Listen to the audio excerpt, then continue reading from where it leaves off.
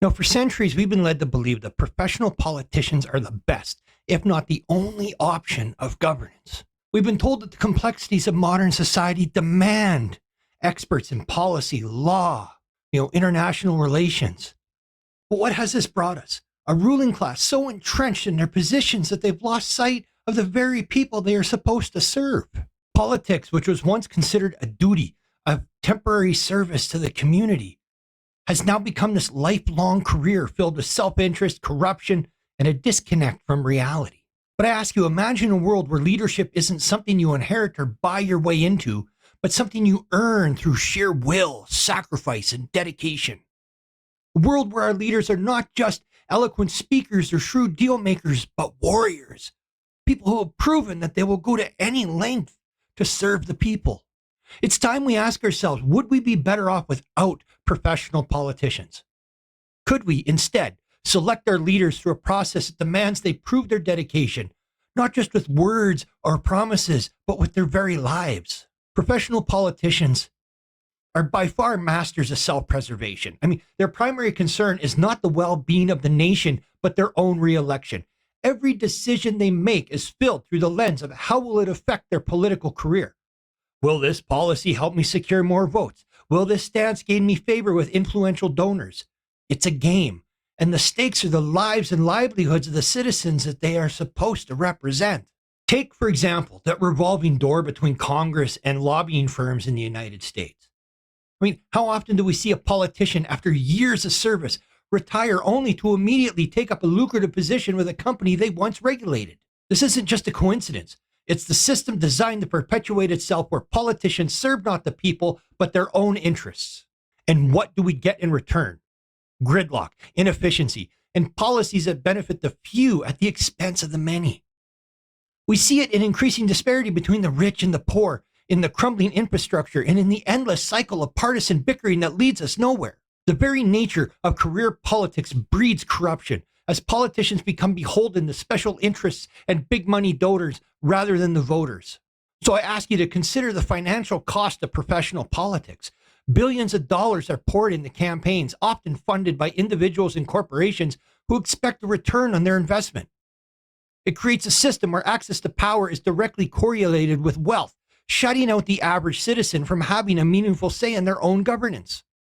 And this cost isn't just financial, it's moral. The erosion of trust in government, the cynicism of the electorate, and the disillusionment of the younger generations are all products of a system that no longer serves the people.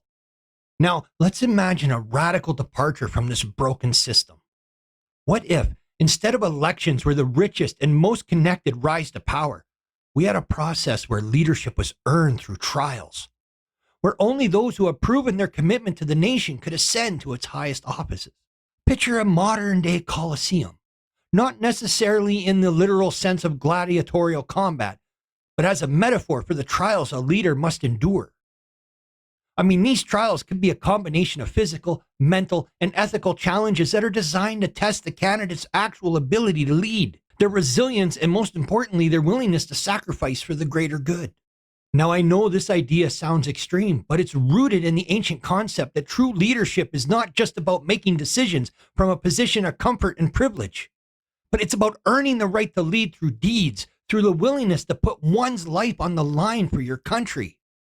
In ancient Sparta, for example, the warrior code dictated that leaders were those who had proven themselves in battle, who had shown bravery and a willingness to die for your fellow citizens.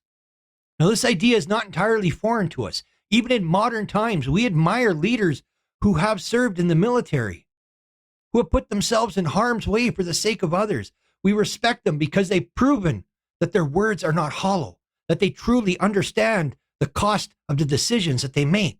Now, the symbolism of such trials is powerful. It would send a message that leadership is not a right or a privilege bestowed upon the well-connected, but something that must be earned, something that requires sacrifice. In a world where politicians are often seen as out of touch and self-serving, this could restore a sense of integrity and honor to public service. Imagine a presidential candidate who has to complete a series of challenges that test not just their intellect, but their courage, their empathy, and their physical endurance.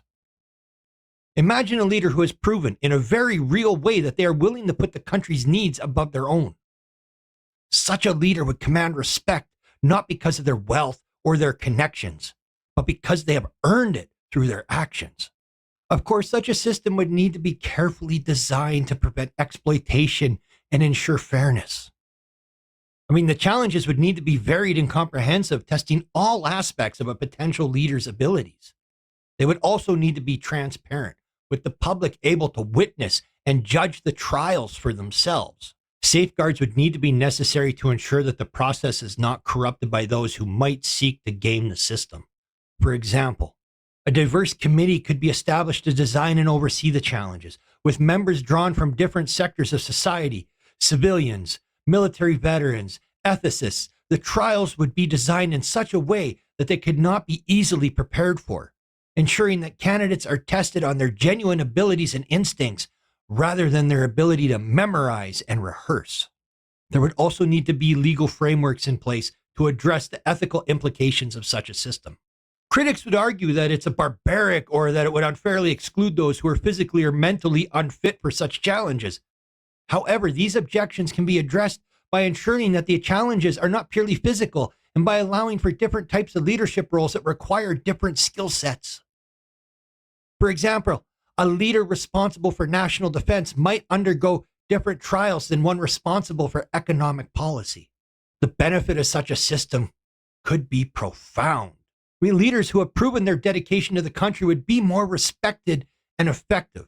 There would be individuals who have shown that they're willing to put the needs of the nation above their own, that they understand the sacrifices they may ask for their citizens because they have made similar sacrifices themselves. I would dare say that such a system would restore political trust in government. When the people see their leaders enduring the same hardships they face, they are more likely to believe that their leaders truly have their best interests at heart. It would eliminate the perception that politicians are a privileged class, disconnected from the realities of everyday life. It could also lead to a more engaged and empowered citizenry. When people know that their leaders have earned their position through sacrifice and dedication, they may feel a greater sense of responsibility to hold those leaders accountable. It rightfully could inspire a new generation of citizens to take an active role in their governance, knowing that the path of leadership is open to anyone who is willing to prove their worth. So in conclusion, I say, it's clear the current system of professional politics is failing us. Career politicians are more concerned with their own advancement than with the well-being of our nation. It's time for a change, a radical change that redefines what it means to be a leader. By selecting our leaders through trials that test their dedication, courage, and willingness to sacrifice, we can create a government that truly serves the people. We can restore trust in our institutions and ensure that those who hold power do so not because they were born in the privilege or because they have the right connections, but because they have earned it. This vision of leadership may seem idealistic, but it is also deeply practical. It's a return to the idea that leadership is not a right but a responsibility, one that should only be entrusted to those who have proven themselves worthy.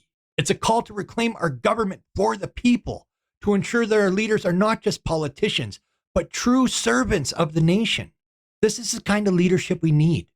Leaders who will have proven through actions and sacrifice that they are willing to put the country's needs above their own. Leaders who are not just in it for power, but for the people.